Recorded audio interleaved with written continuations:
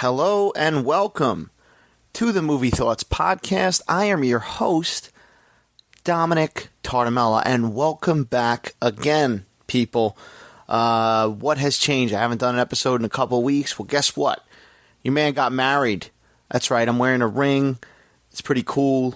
And yeah, that's it. That's all that happened. I went on a honeymoon. I disappeared for a little bit. I disconnected from the world. But I am back again.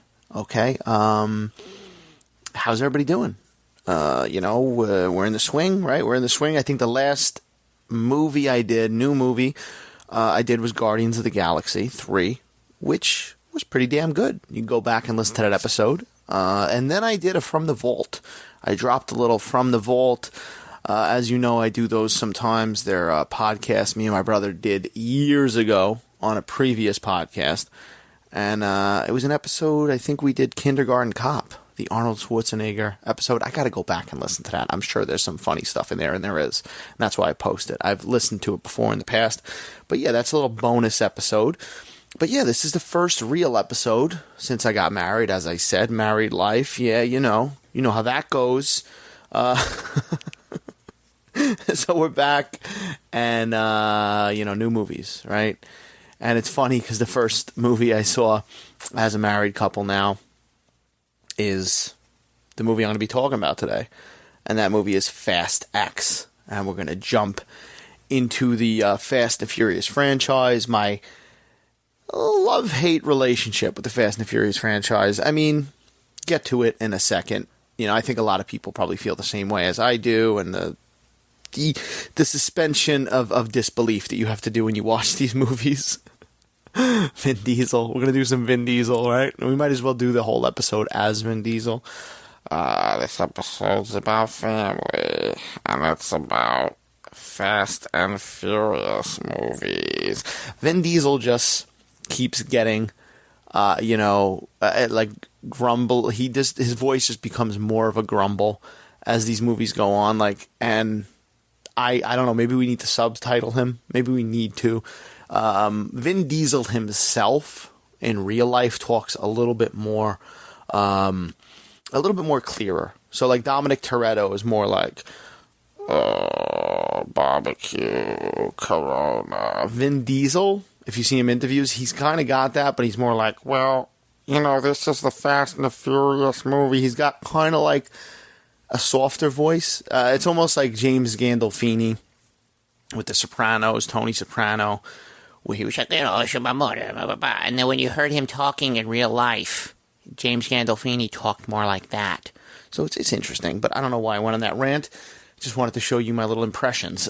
But before I talk about Fast and Furious, because I always forget at the end of the episode, I also do another podcast with a friend of mine, Ryan, where we talk about Rambo movies, and that is the It's a Long Road podcast. And right now we're up to the 4th Rambo installment.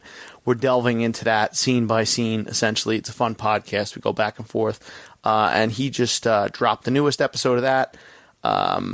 So the It's a Long Road podcast, a Rambo podcast available on iTunes, Spotify, all that stuff. So go check that out. It's a good time if you like what you hear in this podcast and you want to hear me and him talk about Rambo.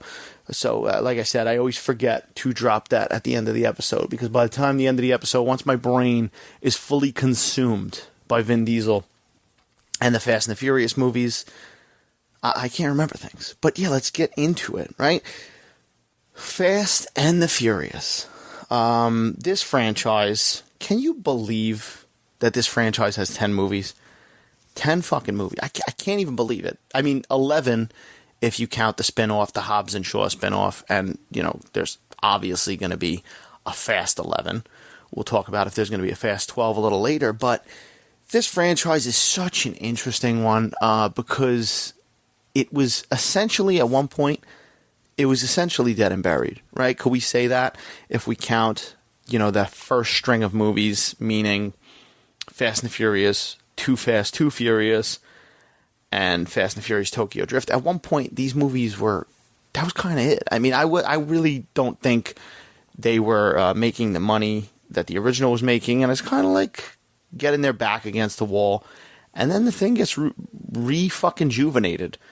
and it changes genres a bit, and then it becomes fucking 10 movies and a spinoff, and an 11th movie, as I said, and possibly a 12th. It's crazy that we live in a world where there's 10 of these. Are 10 of these movies necessary? Very questionable. In the world of sequels and movies we want sequels to, and maybe movies we didn't get sequels to, we got 10 Fast and Furious movies. And it's crazy. But let's break down, let's just get into the history of Fast and Furious a little bit before we talk about this new movie. I'm going to delve into, like I said, for a little bit. So, if you're, fast forward if you want to listen to the actual thoughts on the new film. I'll be light with spoilers as far as the new movie. But I will say, because I may get into spoilers depending on how long this goes. But I will spoil the rest of the movie. So if you haven't seen the rest of these fucking movies, I'll probably spoil significant portions of it as I talk about it. But let's go. Let's go to the first one, right? And I'm going to be breaking down the titles of these movies too, and just what transpired, right? The Fast and the Furious, the original. I guess you could say it's a classic, right? I guess you could say it's a classic. I mean, way back in 2001, I remember this movie. I remember the marketing. I remember seeing it. Now, I didn't see it in theaters, but I did pick it up when it came out on DVD. And I'm currently looking at that original DVD that I still have. It's a Universal Collector's Edition. And it's got, the black, poster and everybody's face on it, right? It's got the green and yellow car on the front. And I remember renting this movie. I bought it. It was a blind buy. And I bought it with my brother. And we watched it. And it was enjoyable, right? It's enjoyable. Fast and Furious is an enjoyable movie. It's basically Point Break. The undercover cop and stuff like that. Just no skydiving, no Patrick Swayze, no Keanu Reeves. But it's a very similar plot to that movie.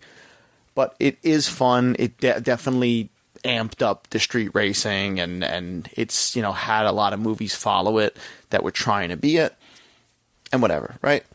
Then years later, you get Too Fast, Too Furious. That's right. Like this movie still has one of the most ridiculous, greatest titles to a sequel ever. That you could just, anytime you think of a sequel to a movie where you can't think of a title that it should be called, putting twos in front of it is just great. Right? Too Fast, Too Furious. And this is the beginning of the titles just being absurd, right? That's one thing about this franchise, love or hate or however you feel. The titles of these fucking movies, especially when they get past 5, even 4, which I'll get to in a second, but they become redundant. They become like, I don't know, just keep it uniform, You couldn't really call the third one 3 Fast, 3 Furious. It kind of lost the appeal at that point, but once the titles start becoming almost the same as the other titles, it just gets confusing, right? I have this problem, speaking of the Rambo podcast, I have this fucking problem with the Rambo movies, right? Because it's First Blood, then it's Rambo First Blood Part 2, then it's Rambo 3, then Rambo 4 was just called Rambo, which is absolutely fucking terrible.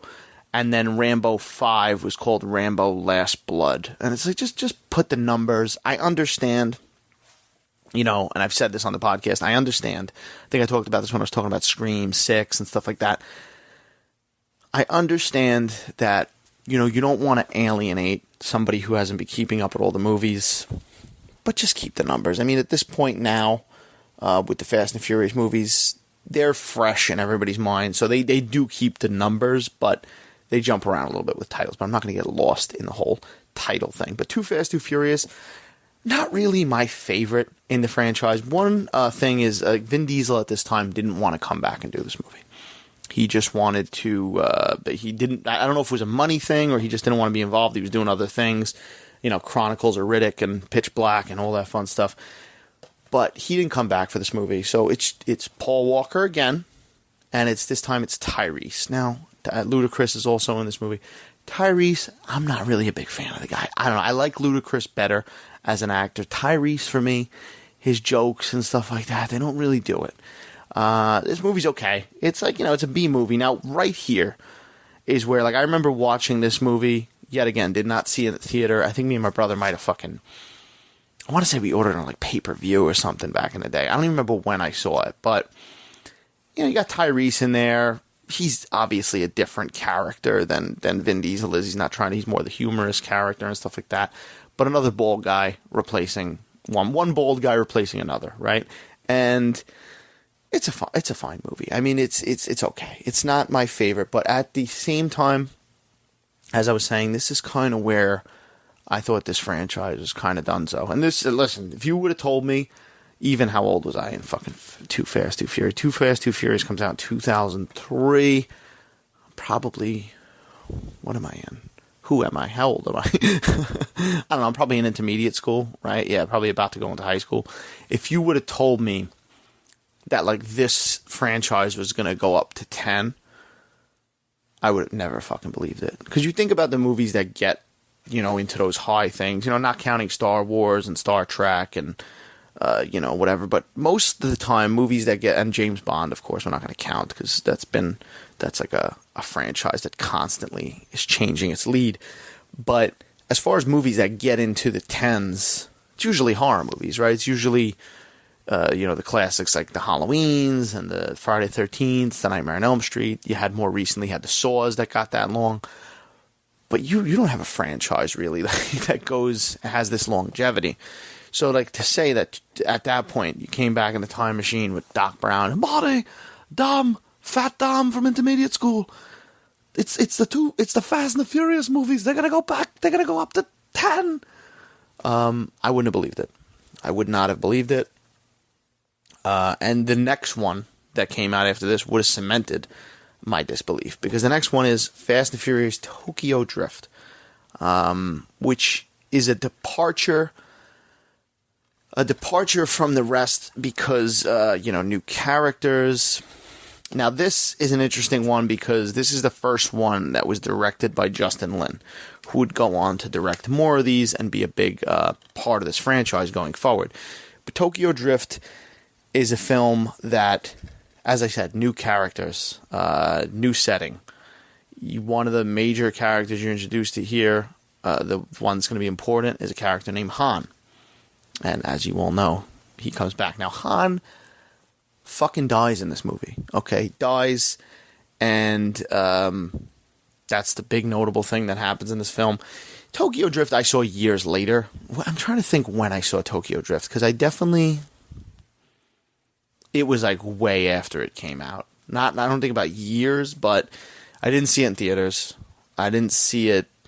I didn't go. Maybe I rented. I might have rented it in Blockbuster. I might have caught it on like HBO or something, but I didn't see it until way later. And at this point, yet again, the franchise to me, even after seeing this one, was kind of like, all right, it's just whatever. It's not something I look forward to all that often. I mean, the first one was good. The second one was and this one was like different, focusing on the drifting thing, the racing, set in Tokyo and stuff like that. But the interesting thing about this one is at the very end, you had Vin Diesel make a cameo, okay? And he's all like, and he's in the car, and he says something about knowing Han. And as I said, which don't forget, Han dies. And then the movie ends. Now you come to find out later that Vin Diesel does this. Partly, he did this for free as a favor, but in exchange, he got the rights to like the Riddick movies with Universal. So that's a fucking pretty good deal he got. Not that those movies are like huge money makers, but he got the rights to that film. Now, in 2009, which is a pretty big leap, honestly, right? We're talking, 2000, yeah. So the first one, I'm thinking of Too Fast, Too Furious. So this one's in 2006, Tokyo Drift. Then in 2009, we get, yet again, enter the beginning of the title confusion. We get Fast and Furious, okay? This one always makes me laugh, the title, because they simply removed the and the. They simply removed those three words, or not, well, actually, they just simply removed the thes, better yet, okay? And they kept Fast and Furious. I hate this shit. I passed the movie. I hate when they do this with titles. It drives me fucking crazy. Listen, when these movies come out on Blu-ray, if you look at their spines a lot of the time, and they have the number next to it, or they started doing like the number in the front, like 1, 2, 3, 4. They have to do that because it's so fucking confusing, especially to a new audience. Remember, like, I hate that. Listen, the internet exists, and you could go at any time, and you could look up which Fast and the Furious came first, and this and that. But if you just, I come from the olden days, right? When you'd be walking around Blockbuster or a video store, and you have to pick it up and just go off the cover in the back. And so you're picking up Fast and the Furious and The Fast and the Furious. Is there a difference? They're the same movie. Why do they look older? Right? So now this one returns. It brings back Paul Walker. It brings back Vin Diesel in a full role this time. It brings back Michelle Rodriguez. It brings back Jordana Brewster. It's a return to form, right? You get the original cast, which was a fun movie. I remember at this time when this came out, it was exciting, me and my brother, because it was like, oh, they're bringing back the originals. Cool. This is actually like a real sequel. And that's what it was. It was kind of like, this is this first sequel that's really connecting to the original. So that was cool. And then they introduce more action elements in this movie. They kind of steer away from the racing, and they go into that more traditional stuff. This movie, yet again, is directed by Justin Lin. And then Letty dies. Letty dies in this movie. Believe she gets shot in the head. And let's take tabs on who's dead and who's alive in these movies, and all that fun stuff. So now Fast and the Furious 4 is one that really gets the wheels turning. And then we get, which I think, now the Blu-ray copy I have of this, the poster says, there's a review on the front that says the best in the series.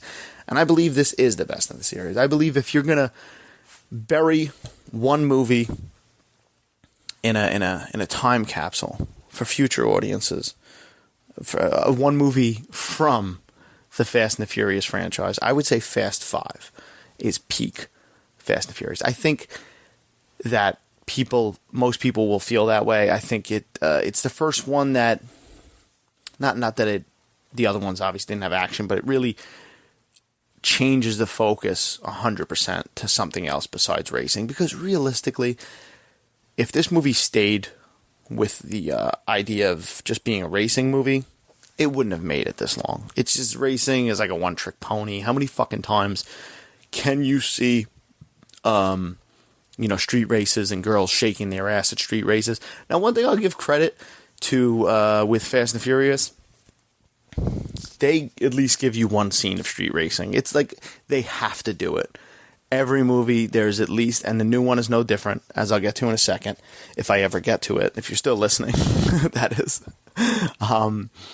They give you one scene that kind of references what these movies used to be, right? It's just a quick scene of somebody racing, somebody having a traditional race, and they do that.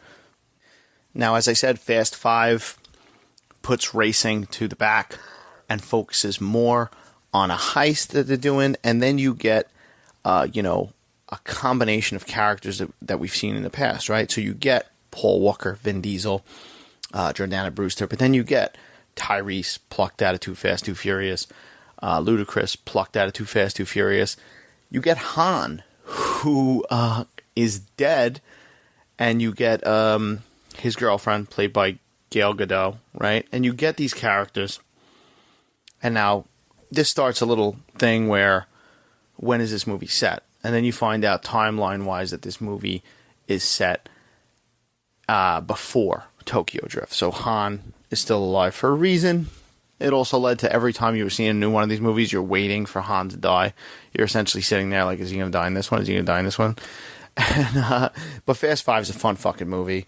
And then you get The Rock in this movie. And this is The Rock now. Listen, I love The Rock. I grew up a wrestling fan. I was always a fan of The Rock. His movies, his acting, he's been doing it for a while now. He made a lot of money. He has a lot of success with it. In the last couple of years, I've gotten to a little bit of a Rock fatigue. I'm not going to lie. He's just like, sometimes he needs to take a break and stuff like that. But The Rock in this movie as I said, this is peak Fast and the Furious. This is the peak love of The Rock as well. He's just like perfect in this movie with his one-liners, and he's jacked out of his mind. He takes up the whole screen in the scenes he's in. Vin Diesel and him have some fights in the movie, and it's ridiculous because love Vin Diesel to hate him. Like, come on, he's not even the same species as The Rock. Let's face it, The Rock would eat this guy in real life, and in real life they had a beef, which is why he hasn't popped up in the franchise since, I believe, Furious 7. Right? Was he? No, he was in Fate of the Furious, I think. But he hasn't popped up since that 8th one, because then he wasn't in 9. But as the franchise went on, he became a big part of the franchise, right? So then you have Fast 5, successful film, peak, as I said. Then you get Fast and the Furious 6. So Fast 5, as I said, my favorite in the franchise, next to the original. Fast 5 also has the best title, and the least confusing of these titles, right? Fast 5, that's it. Now, maybe you're going to think for a minute that with the next one, it's going to be Fast 6. It's not. It's going to be Fast and Furious 6. Not Fast and the Furious 6. It's going to be Fast and Furious 6. More title confusion for you there. I know you love that. Whole cast returns. The whole gang, right? The Rock, everybody. And then Michelle Rodriguez comes back. Remember she was dead? Well, she's not anymore. I'm not going to get into a count of the most ridiculous things that happen in this movie, because that's an entirely different episode. Maybe I will do that episode. I need to honestly rewatch them, the whole series. But one of the top things that's the most ridiculous happens in Fast and the Furious 6, and that is Vin Diesel essentially flying across a bridge, bouncing out of a car, his gorilla body type, and catching Michelle Rodriguez midair and landing safely. That's one of the most ridiculous, peak ridiculous Fast and Furious things. Now, Fast and Furious 6, pretty good movie, a little less than, it's more of the same of what goes down in Fast 5, but a little less, not as good as a movie. Now, if I had to say, like if I had to pick my favorite era of Fast and the Furious movies, it's probably Fast 5, Fast 6, Fast 7. I think, and I'll get to the reasons behind that right now, but while they're filming what will be later called Furious 7, not a bad fucking title either. I like it. I think it goes with the whole Fast 5 thing. So Furious 7, while they're filming it, Paul Walker tragically dies in this movie. Well, not in the movie, but in real life. And now you get Jason Statham joining the cast, and he's actually the guy who killed Han and all this shit. I think it was the post-credits of the, Fast and the Furious 6, if I remember correctly. And now you have this tragedy happen. They come and they use Paul Walker's brother and CGI, and they finish the film.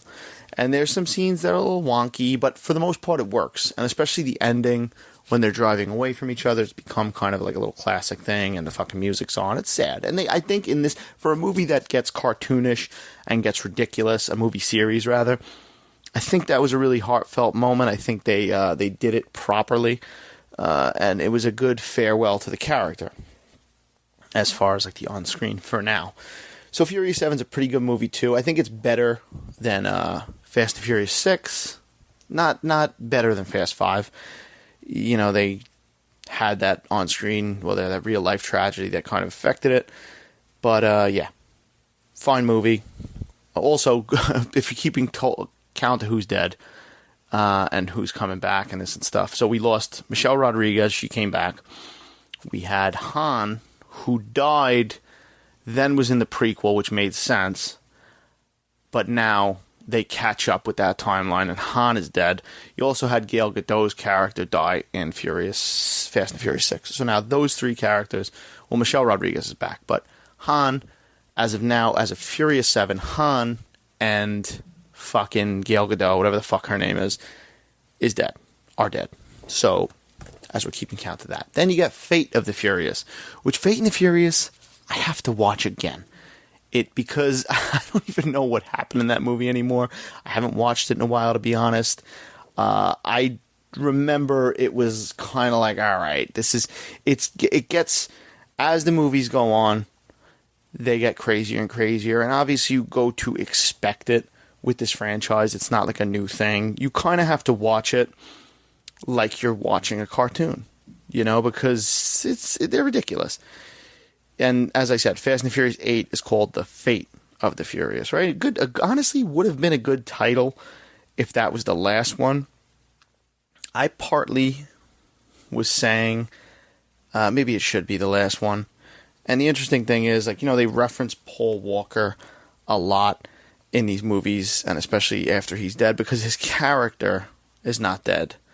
It's just the real, this real life incident happened, but the character isn't dead, so they kind of reference that he's still around. You get Jason Statham in here. You get The Rock.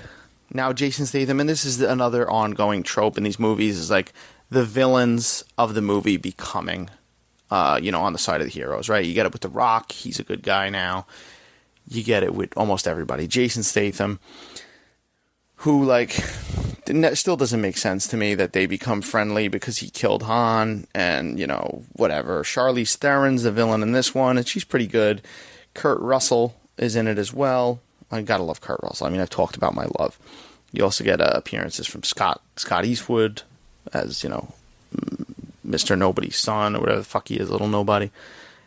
A fun movie, but doesn't really reach the peaks that the franchise had reached with the fifth installment, right? And that's really the problem, I think, with these movies, that after the fifth one, and then after the sixth one, and then after Paul Walker dying, this is the big thing.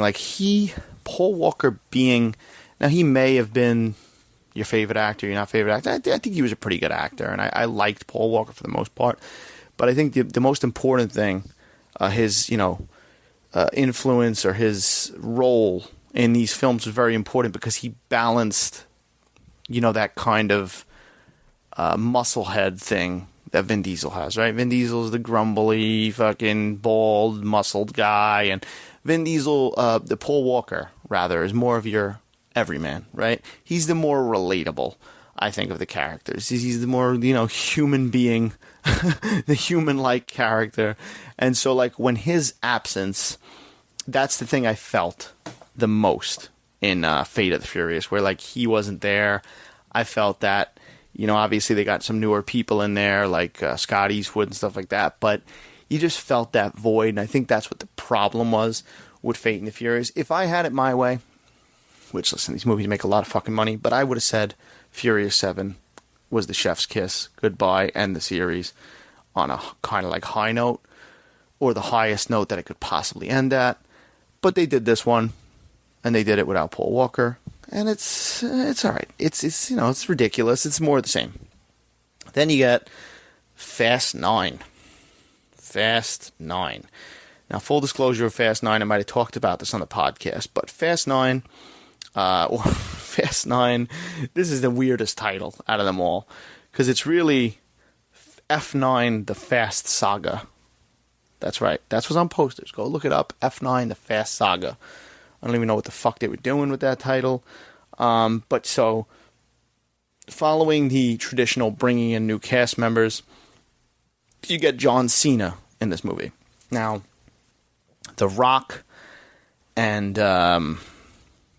Vin Diesel had on-screen drama. They didn't like each other. They didn't get along.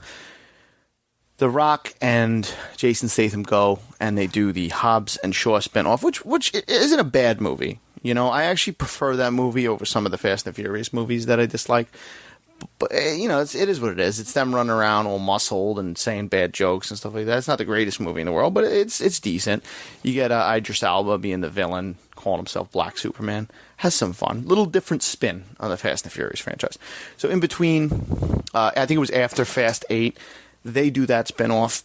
And then we come back with Fast 9 or F9, The Fast Saga. Now this film, as I said, John Cena joins the cast. He's Dominick Toretto's brother, right? Dominick Toretto's brother. And the funny thing about that is, does he look even a little bit like Dominick Toretto, like Vin Diesel? They're not yet again, not even the same species here.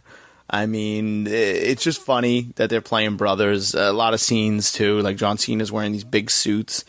and he's got like the big cross hanging over, and it is ridiculous.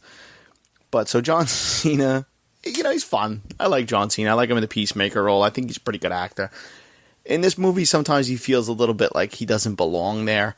Obviously, you could tell, like, Vin Diesel's like, I don't get along with The Rock. I'm going to get another wrestler and put him in the movie. And that's what he did. Because he is, producer on these movies, too. And, whatever. I remember, though, I saw this movie, and now there's ridiculous things that happen in this movie. As there is all these movies. Han comes back. Apparently, they try to explain it in the movie and stuff like that. It is what it is. But it's just, yet again, another character that we thought was dead that's back. Star Wars gets sometimes a bad rap because Emperor Palpatine, and this one came back and that one. But, like, Boba Fett, which everybody thought was alive for years. But these movies, though. What's that line in the Star Wars movie? Nobody's ever truly gone. What he says in The Last Jedi or whatever about Harrison Ford. Like, in Fast and the Furious world, nobody's ever truly gone. Nobody. Because fucking Han comes back. Michelle Rodriguez comes back. Nobody is really dead. They die on screen, like, violently. And we'll talk about the new one in a second as I get to it. But full disclosure, as I said, I probably talk about this on the podcast. I went to this movie with my brother. We watched it.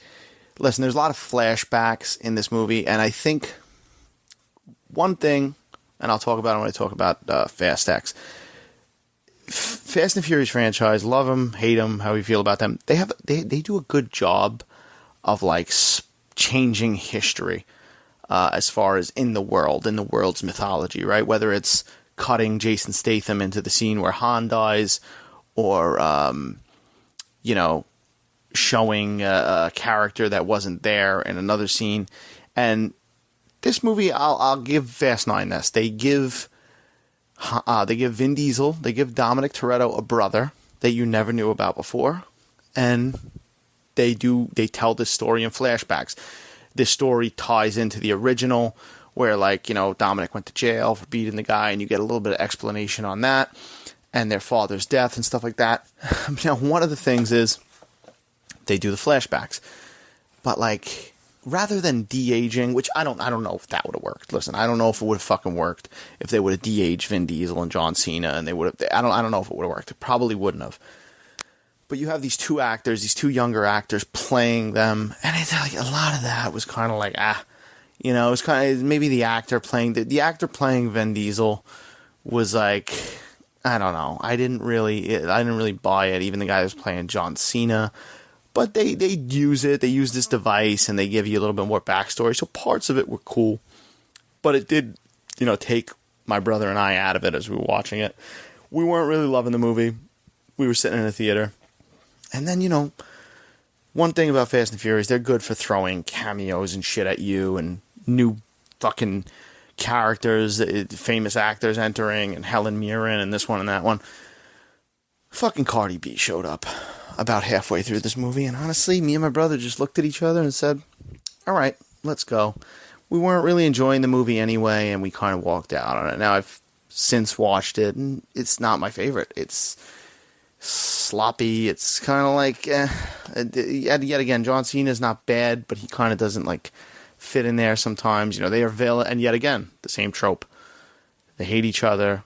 He's the villain, and then at the end of the movie, he's not the villain, right? So that leads us to Fast 10, right? I just talked about these movies for 34 minutes, almost. And, yeah, we're finally up to Fast 10. I'm fucking exhausted. So as I said, Fast 9, we walked out of. Not really my favorite. I remember kind of looking at my brother, too, and we were like, I'm good. I don't know. You kind of get to the point with these movies that it's like, all right, it's the same old. How many times are you going to watch the same thing happen? The same cartoonish stuff. And my argument is always like, listen, people could say like, oh, superhero movies, they're no different, stuff like that. And I get that. I get that. But these movies at one point were grounded in reality. So after a while, you're kind of like, all right, didn't they used to steal fucking DVD players and whatever the fuck, radios off trucks? So when you're seeing them do superhero things, and yet again, I'm not going to get into the superhero antics, but is it in this one when Vin Diesel steps on the ground and like the Hulk and the ground cracks? I don't even remember which one it is, but as I said, when you watch these movies, you got to kind of check your mind at the door, and it is what it is. They're basically the low-life Avengers. But so for when Fast X was coming out, and as I said with Fast 9, I kind of was like, I'm kind of done with the franchise. And if I walked out of a franchise or walked out of the theater, I'm kind of bored with it, right? It's kind of run its course. But I will tell you that curiosity gets the best of you.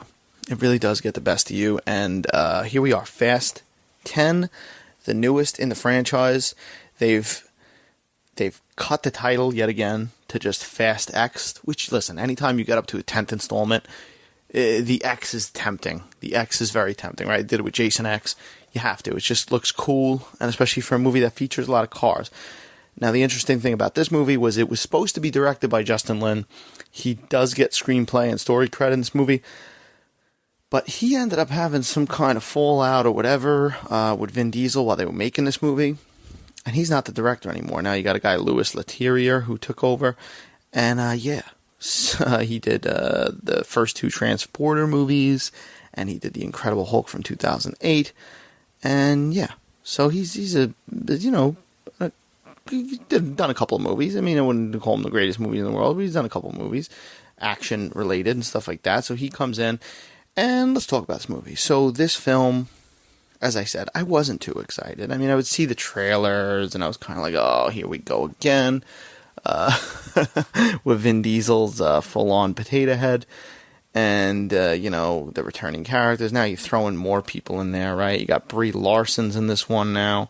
Charlize Theron's back again, but they're constantly just throwing characters in there, bringing characters back from the dead. And this movie starts, and then you got, of course, Jason Momoa, who's playing the villain, right? And it showed in the trailers that he was actually the son of the guy from Fast 5. And so this movie begins with, and yet again, I will say, hate it, love it. The fucking Fast and Furious franchise are great at rewriting history, great at like editing stuff in the mythology and making it that people weren't there and stuff like that. And light spoilers here, but this movie starts with sequences from Fast 5.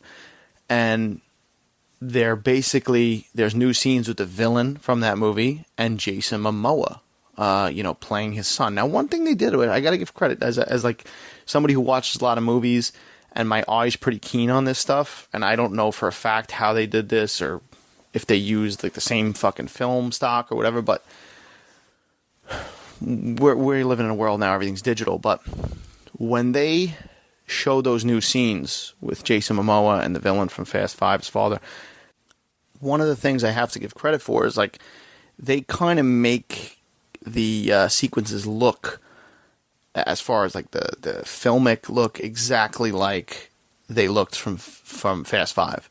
So they're kind of like intercut in there, nearly perfect. I don't know what they did. Like I said, I don't know. I got to go back and look at that. But that was something I noticed, because even when the new scenes, when the movie started and went to present day and stuff like this, it looked, noticeably more HD and kind of like more to what the last few Fast and Furious looked like. So they must have did something. But to their credit, they made it. I don't know if they de-aged that guy who was the villain in Fast 5, but it definitely looks like they might have, because it looks kind of seamless. So I'll give him credit there.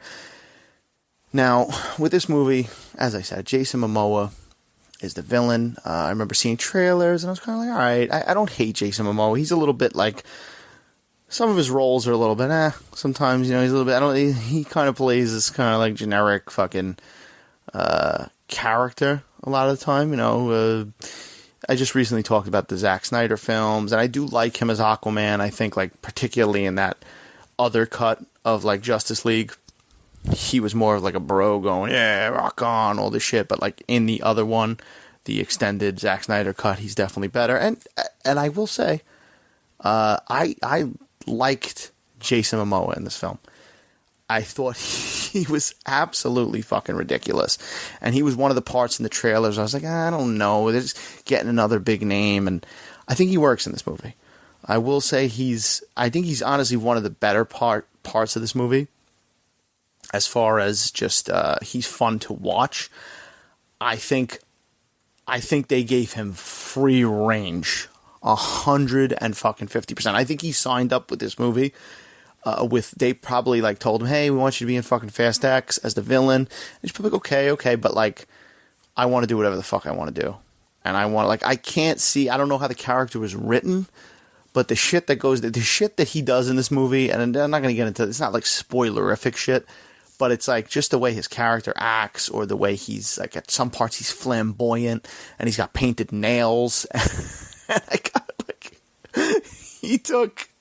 I'm laughing because he took like big swings and he took like risky swings too, but like he's having fun. He's having fun in this movie, and he's bringing something different to a movie franchise. Like, yeah, we're 10 movies in. The villains have kind of gotten, a little bit stale. Some people have compared him to like Joker, where he kind of feels like the Joker a little bit. I can see that. I can see that 100% because he's just out of his mind, doing ridiculous things. And listen, I would never think to say that Jason Momoa should have played the Joker or anything like that, but like seeing a role like this, and it's like, oh wow, he could have maybe done something. If the Joker was this giant fucking hulking character, maybe. But he plays a fun, humorous, psychotic role. Not all of his things that he does like land, and they're a little weird. But you can't help but like giggle, and like, I was nudging my wife and being like, wow, this is ridiculous. At one point, because they do the street racing scene, as I said, they do in all these movies, there's one sequence that's like street racing heavy, and he shows up, and I don't know what the fuck he's even wearing. Credits to the wardrobe department, or I don't know if Jason Momoa might even shown up in those clothes, but he's wearing like a lot of the time in this he's wearing like snakeskin jackets and stuff like that, and baggy. Like in this scene though, he comes in like these silky shirt and pants like that. He essentially looks like a fucking genie. Like he looks like, I don't even know what he's wearing. He's got like old women's glasses on, and as I said, sometimes he's flamboyant. He's talking about fucking dancing at one point, and Swan Lake. It's ridiculous, but I think a lot of it works. And as I said, he brings something different to the table. He's a little bit more fun, and it's fun watching him because he's so cartoonish.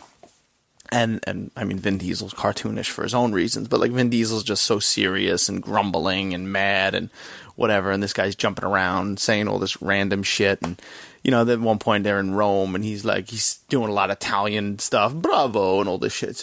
It's ridiculous. Does it work all the time? No, it doesn't work all the time, but him dressed as a genie with old women's glasses. And I don't know. He did better. And yet again, not to knock Jason Momoa, I do like Jason Momoa, but like he did better than I expected him to do in this movie. And I think yet again, I think he just fucking did whatever the fuck he wanted to do. I think he was like, all right, I'm going to do this. I want my character to look like this and say this and whatever. I would be surprised if there wasn't some improv of the dialogue and stuff like that with him, because he just seemed like he was having a ball. But so overall, he was definitely one of my favorite parts of the movie. And the movie, listen, the shit that they tie into Fast 5, they do it in a good way. It feels organic. I remember seeing the trailers and being like, oh, okay, so this is his son. This is going to be forced. This is going to be forced. And it doesn't really feel that way. They do it in a way where it does feel like, yes, he was there. In Fast 5, they splice him in and make it like he was. So it works for the most part. Now, as far as storyline, it's the same old bullshit, right? He's coming for revenge. He's their son. He's the guy's son. Now Dominick's obviously got his son. At one point, Dominick's fucking you see a car like doing donuts and shit, and it's his son. It's got to be like 7 driving the car, and Vin Diesel's teaching his son about driving. Listen, it's, as I said, you come with this movie and you expect this stuff. The movies, the Fast and Furious movies, they've almost become sort of like a spoof of themselves, whether it's like the barbecue with, the Coronas, and it's just, that's what you come to expect, right? I mean, I remember the Universal ride that I went to, the the Fast and Furious ride, which that ride sucked. It was terrible. But I think there was even like empty bottles of Corona on like the queue, the line, like waiting, like when you're walking at the things, you see empty. It's just become this thing that everybody knows.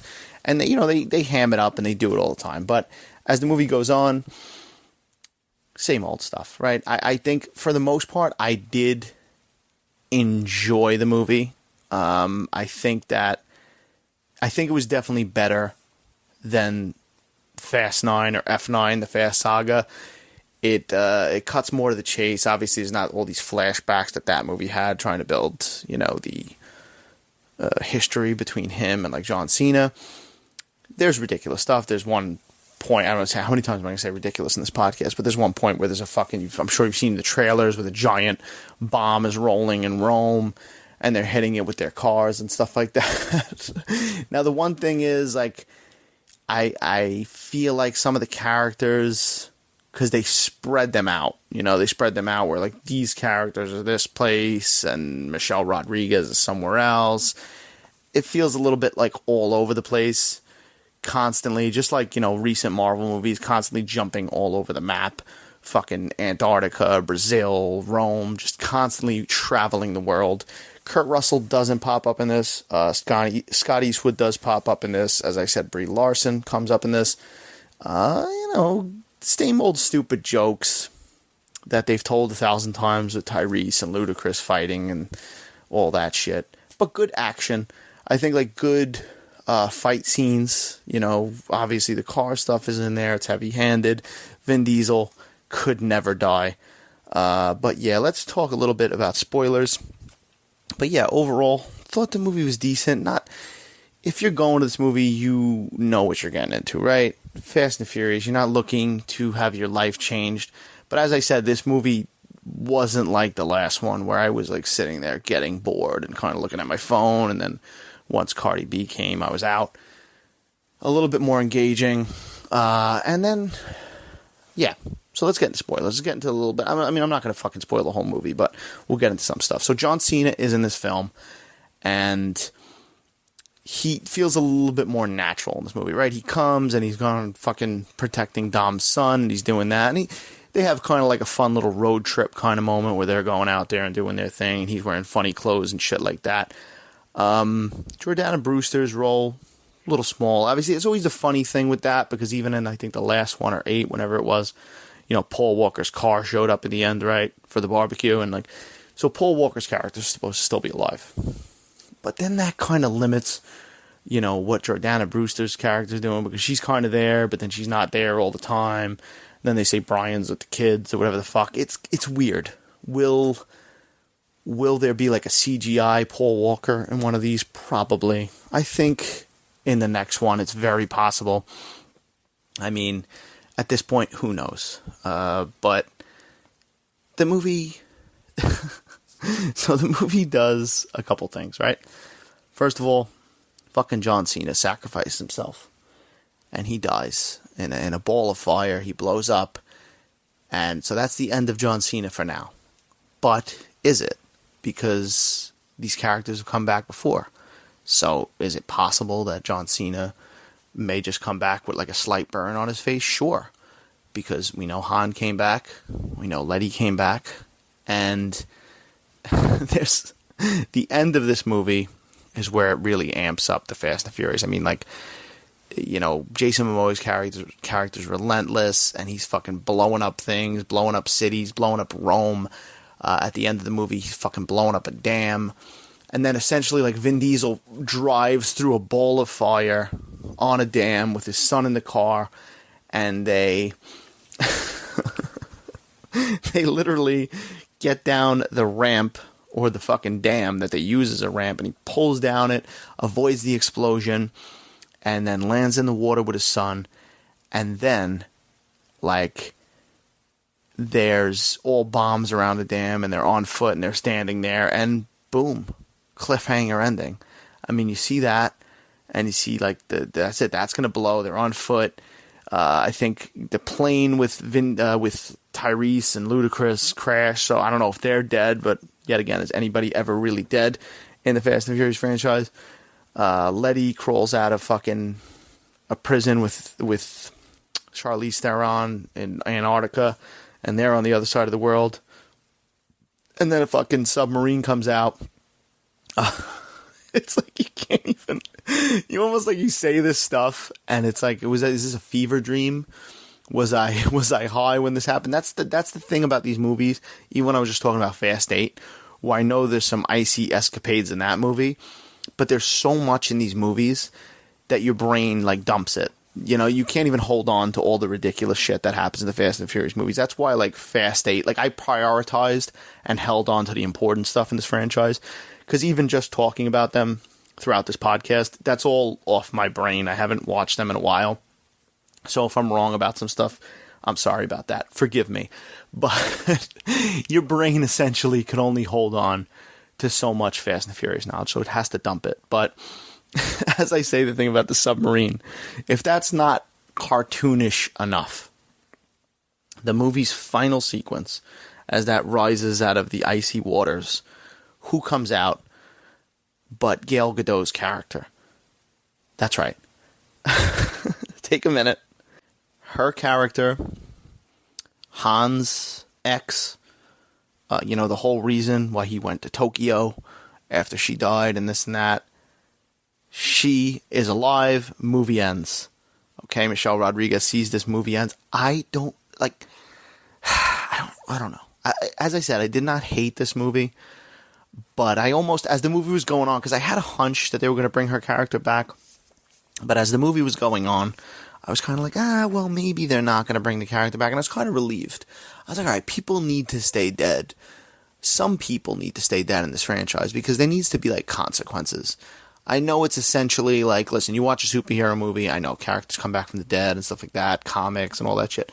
But, like, there's got to be some kind of, you got to feel like your characters are in a little danger.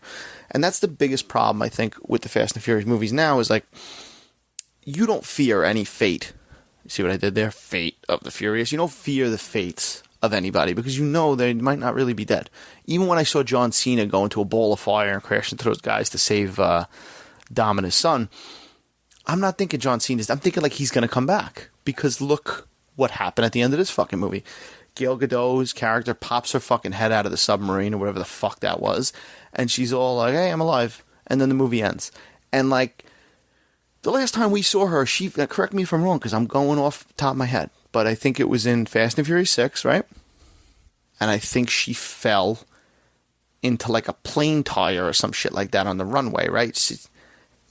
You're dying. You're getting, probably getting dismembered violently. You know, like your body is getting broken into pieces or whatever the fuck's happening with that. You're getting crushed. How is she back? How does she, and then if she's back, furthermore, how is she not like sewn together like fucking Frankenstein? This is the only thing with these movies. This is where they kind of, I've said this in the past when I've talked to people about them, like, they almost kind of insult your intelligence as a viewer, because you're sitting there going like, and yet again, it's a popcorn movie. It's fucking action packed. You're not watching it. You're not giving this movie an Oscar, right? But they almost insult your intelligence, because it's like, all right, how many fucking people are going to die and you're going to bring them back? You know, Michelle Rodriguez, as I said, shot in the head, right? Han shot in his car. Did it blow up to the car in Tokyo, and then they splice it in with Jason Statham?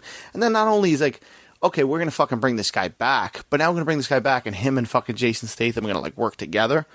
So now she's alive. She joins the trope of bringing people back from the dead in the Fast and Furious franchise, and it is what it is.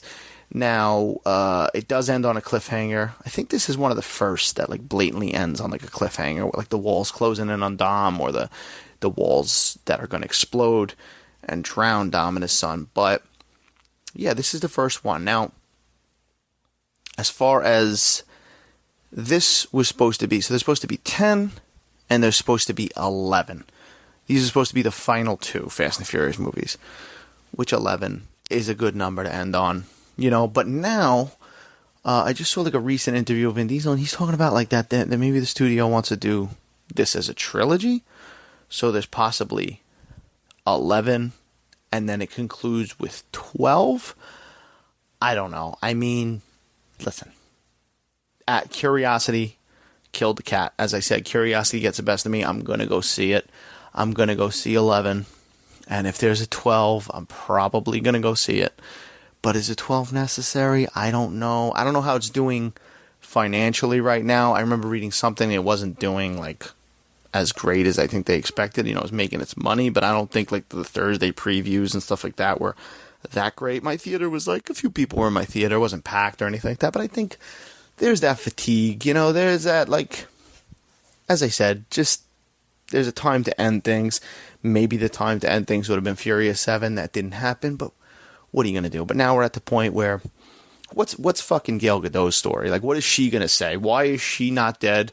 And why did she not go with Han or try to contact Han or anything like that? Does Han know about it? They're going to drop some fucking knowledge like that? Because, like, when Letty was dead, it was all like, oh, yeah, she lost her memory. They did that fucking soap opera trope. She had amnesia, right? What are we going to do with this now? Now she's alive. She didn't have no fucking amnesia. I just love how everybody's so forgiving, too. As I said, the tropes of the villains becoming, you know, the good guys, joining the good guys, like Jason Statham and Han. Jason Statham's not in a lot of this movie. He pops up at some point. It's cool to see him. I like Jason Statham as Deckard Shaw. And him and Han are like, you know, fighting off guys together. So it's just like, all right. If you like the Fast and Furious movies, you're gonna go see this. You're gonna enjoy it to the most part. They've gotten cartoonish. They've gotten ridiculous. I wouldn't say this one's like a great movie or anything. I think it was fun though for what it was. 2 hours, 20 minutes. And as far as like, it was better than Furious 9, Fast 9, whatever the fuck you want to call it. It was better than that one. No Cardi B is a positive for me. You know, if you don't throw Cardi B in there. You got little appearances by like Helen Mirren and Rita Moreno, the classic West Side Story actress, and who else is in there? I mean, obviously Charlize Theron, but you got a lot of too much to handle. You know, a lot of people. But Jason Momoa, he gets the thumbs up for whatever the fuck he does in this movie, because he's, as I said, wasn't expecting to like his character as much as I did, but he just goes like balls to the wall. And the wardrobe. I mean, I got to find some pictures of him in that wardrobe. I was trying to snap some pictures while I was in the movie, but I couldn't get a good shot. But yeah, it looks like a genie. He's in purple. There's a lot of purple going on. I wonder if there was like, he was doing kind of like a Joker on purpose, because he had a purple car at one point. Vin Diesel. Oh, I don't know. I always say this, but I don't hate Vin Diesel, but he's a hard actor to watch sometimes. His stares in this movie's got a lot of intense stares, and you can't help but laugh at the stares he does. It's just, he's a funny character. But yeah, Fast X, you know, it's not gonna turn you around if you aren't a Fast and Furious fan, or you haven't seen any of these movies. But it's decent. It's fine. I wouldn't say like it's necessary to go run out and go see it, you know, for the theater experience. If you want to do it, obviously it'll probably be on Peacock or something in a couple weeks. Once it makes the bulk of its money, that's what's been happening lately. So, like, if you could wait for it, but yeah, I don't know. Is Paul Walker coming back? I have a feeling Paul Walker's coming back. I was actually surprised that there wasn't anything post credits, but there is something post credits. And to continue with the spoilers, so as I said, The Rock and Vin Diesel did have like on-set feud, and shit wasn't working out. But guess what? The Rock pops up in a post-credit scene, and Jason Momoa's character contacted him as well, and now The Rock's got a gray goatee, and he calls him a sumbitch, and end scene, right? And I gotta say, I'm actually excited that The Rock's coming back. I think it helped a little bit. You know, he went off, he did the Hobbs and Shaw movie, he wasn't in 9, and now to get The Rock back, it's actually like, it gets me a little excited, because I'm like, all right, and especially knowing, now, you know, I don't know if that helps for a lot of other people, but knowing the on-screen, the real-life feud between him and Vin Diesel, I want to see where this goes on screen. Like, I want to see, you know, if they get into a fight, their characters get into a fight, if they kind of play with that, they play with the real-world stuff. Did they really make up? I don't know. I remember, like, a year ago, Vin Diesel, I think while they were filming this one, Vin Diesel, like, made an open post to The Rock, like an apology. I don't know. Here's what it comes down to, though, and I'll be honest with you. Hobbs and Shaw was decent, whatever, spin-off movie. But The Rock hasn't really had a lot of success lately. You know, as far as like, Black Adam was a fucking bomb and a disaster, and he was trying to, rework the hierarchy in DC Universe, and he fucking eliminated himself from existence. That's how he basically did that, because he tried to introduce, Henry Cavill at the end of that movie, and the movie just didn't fucking work. And, he's had some strikeouts, so I could see why he's like, all right, Fast and Furious is going to be ending. Let me maybe go step back into there. People like me in that role. It's a successful franchise. Maybe I could help everybody and myself out. And so I understand it. But I'm excited for him to come back. But yeah, will Paul Walker, pop up? I think so. I think either in 11 or 12. My prediction now is you're getting some kind of Paul Walker, whether it's a CGI appearance or something, you're getting something. And that's the podcast, guys. That was an hour. That was an hour just talking about the Fast and Furious franchise, my triumphant return to the podcasting after getting married, as I said. If this is the first time you listen to the podcast, this is what it's like. I just rant and rave. I talk about movies. I went on a little spiral with the Fast and Furious franchise. We talked about it for a while. Maybe I didn't talk about the new one as much as I should have, but I don't care. It's my podcast. Check out the other episodes if you haven't. As I said, I did Guardians recently. I got those From the Vault episodes. I try to do a little bit of everything. What's coming out soon? Little Mermaid's coming out next week. And that Sebastian Maniscalco movie about his father. That looks pretty funny. Robert De Niro. I'm a big Sebastian Maniscalco fan, so I'll probably be checking out both of those next week. And, we'll do some other stuff. I mean, listen, I've talked about it on this podcast before. I'm going to talk about it again. Beetlejuice 2 is coming. And now it's getting real. And I think I might just do an episode focusing on that. So maybe that'll come this week. As I said, though, check out the other episodes on Spotify, iTunes. Rate, review, give your thoughts, all that fun stuff. And, I'm on TikTok, Twitter, and Instagram at Dom Solo Reels. Sometimes I post some funny stuff, some movie-related stuff and all that. And as I said at the beginning of the episode, check out the new episode of It's a Long Road podcast, the Rambo podcast that I do with my friend Ryan, where we're talking about Rambo 4 and Sylvester Stallone's wacky hair and big head. Check out the new episode of that on Spotify and iTunes and all that. So thanks for listening. Have a good night.